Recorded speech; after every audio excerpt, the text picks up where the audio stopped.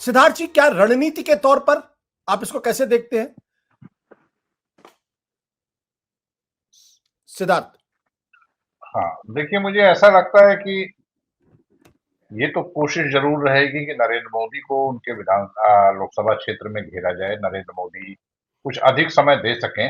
ये ठीक है, 2014 का भी आपने आंकड़ा दिखाया, अरविंद केजरीवाल चुनाव हार गए थे, लेकिन नरेंद्र मोदी को 2019 के मुकाबले ज्यादा वक्त देना पड़ा था बनारस में।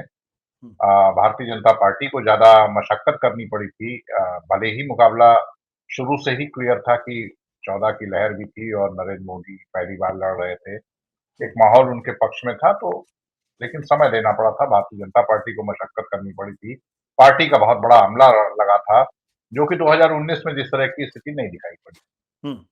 तो नरेंद्र मोदी को घेरने की कोशिश जरूर करेगा इंडिया गठबंधन, और नरेंद्र मोदी, जहां तक खबर है कि जो भी भारतीय जनता पार्टी के बड़े चेहरे होंगे, उन सभी बड़े चेहरों को कहीं ना कहीं परेशानी में डालने की पूरी कोशिश होगी।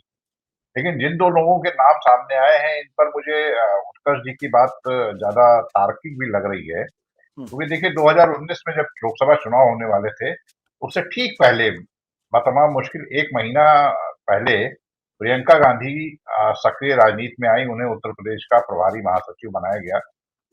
और जैसा कि कांग्रेस के लोगों का कहना है कि उस समय भी प्रियंका गांधी को कोई गुरेज नहीं था, बल्कि प्रियंका गांधी इस बात पर तैयार भी हो गई थी कि वो नरेंद्र मोदी के खिलाफ चुनाव मैदान में उतर सकती हैं। उनका कार्यक्रम भी लगाया गया था, वो गई भी थी, और उनको ऐसा लगा था कि नरेंद्र मोदी को बनारस में उतरकर चुनौती देना चाहिए।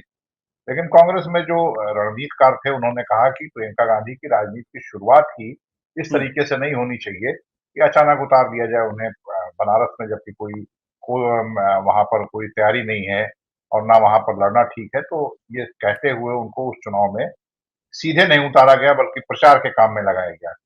नीतीश कुमार कागज पर अगर देखा जाए तो उत्कर्ष जी इस बात को पर भरोसा दिलाएंगे कि कागज पर देखा जाए तो नीतीश कुमार कागज पर शायद प्रियंका गांधी से भी कहीं ज्यादा मजबूत चुनौती दे सकते हैं नरेंद्र मोदी को। बात जीतने हारने की नहीं हो रही है, लेकिन कौन ज्यादा परेशानी में डाल सकता है, तो कागजों पर देखा जाए तो नीतीश कुमार ज्यादा बेहतर चुनौती दे सकते हैं। आप केवल 3 जो परंपरागत रूप से समाजवादी पार्टी को मिलने वाले यादव वोट रहे हैं, अल्पसंख्यक वोट रहे हैं और जातीय वोट, तीनों को देखें तो यह आंकड़ा 6 लाख से ऊपर का करीब पहुंचता है। और ये इतने वोट काफी होंगे नीतीश कुमार को मजबूती के साथ वहां पर खड़े होने के लिए और नरेंद्र मोदी के लिए थोड़ी परेशानी पैदा करने के लिए। ये भी सही बात है कि नीतीश कुमार ने उत्तर प्रदेश में जो शुरुआत करने की ठानी, उसमें सबसे पहले उन्होंने, अभी वो एक रैली करना चाहते थे बनारस में, जिसकी इजाजत नहीं मिली, और बनारस से ही वो शुरुआत करने वाले थे, और उस इलाके से शुरुआत करने वाले थे बनारस में, जहां पर उनके सजातीय मतदाताओं की संख्या सबसे ज्यादा है, यानी उस विधानसभा क्षेत्र में अपनी रैली करने वाले थे। लेकिन मुझे नहीं लगता है कि इंडिया गठबंधन अपने बड़े नेताओं को इस तरह खर्च करने उतारेगा। ये जरूर सच है कि नीतीश कुमार उत्तर प्रदेश से सिद्धार्थ चुनाव जी, लड़ेंगे। एक सवाल यहाँ पे, जैसे कि आपने कहा 2019 को, इस बात की लगभग सुगबुगाहट लगातार होती रही है कि प्रियंका गांधी कहीं ना कहीं नरेंद्र मोदी के खिलाफ बनारस से चुनाव लड़ने को लेकर उत्सुकता उनके अंदर है, और हो सकता है कि वो एक हाई प्रोफाइल कैंपेन हो जाए। और आज की तारीख में जब इंडिया गठबंधन लगभग 28 दल एक साथ हैं, वैसे में अगर वो संयुक्त विपक्ष की कैंडिडेट बनकर बनारस से चुनाव लड़ती हैं, तो इसमें कोई दो राय नहीं है कि वो चुनाव दिलचस्प भी होगा और प्रतिस्पर्धा भी ठीक ठाक होगी।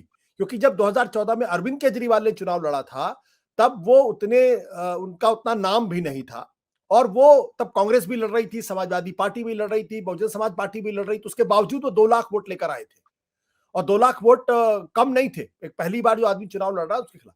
तो प्रियंका गांधी की दिलचस्पी दिखाई पड़ती, वो हाई प्रोफाइल कैंपेन में आना चाहती है। अगर वो लड़ती हैं और एक संयुक्त विपक्षी कैंडिडेट बनती हैं, क्या तब भी यह वॉकओवर होगा नरेंद्र मोदी के लिए? देखिए, वॉकओवर तो नहीं होगा नरेंद्र मोदी के लिए, दिक्कत का जरूर दिक्कत खड़ी होगी। लेकिन मुझे लगता है कि बहुत फूंक फूंक कर कदम रखने को लेकर जिस तरह से कदम रख रही है कांग्रेस पार्टी, खास तौर पर गांधी परिवार को लेकर जो एक जिस तरह की भावना कांग्रेस पार्टी में है, और प्रियंका गांधी का ये पहला चुनाव होगा। पहली बार प्रियंका गांधी चुनाव मैदान में उतरेगी। 2019 में ये सच है, प्रियंका गांधी को इस बात से कोई गुरेज नहीं है। प्रियंका गांधी चुनाव मैदान में 2019 में ही उतर गई होती। प्रियंका गांधी की पूरी इच्छा थी, उन्हें कोई परेशानी नहीं है चुनाव लड़कर। और यहाँ तक भी पता चला है कि 2019 में भी लोगों ने उनके हारने की बात जब कही थी, तो उन्हें इससे कोई परेशानी नहीं थी कि 2019 में वो नरेंद्र मोदी के खिलाफ चुनाव लड़े। भले हार जाएं, लेकिन एक चुनाव का मुकाबला दिलचस्प होगा। चुनौती बड़ी दे सकती हैं। सत्य हिंदी का ऐप डाउनलोड करें गूगल प्ले स्टोर पर।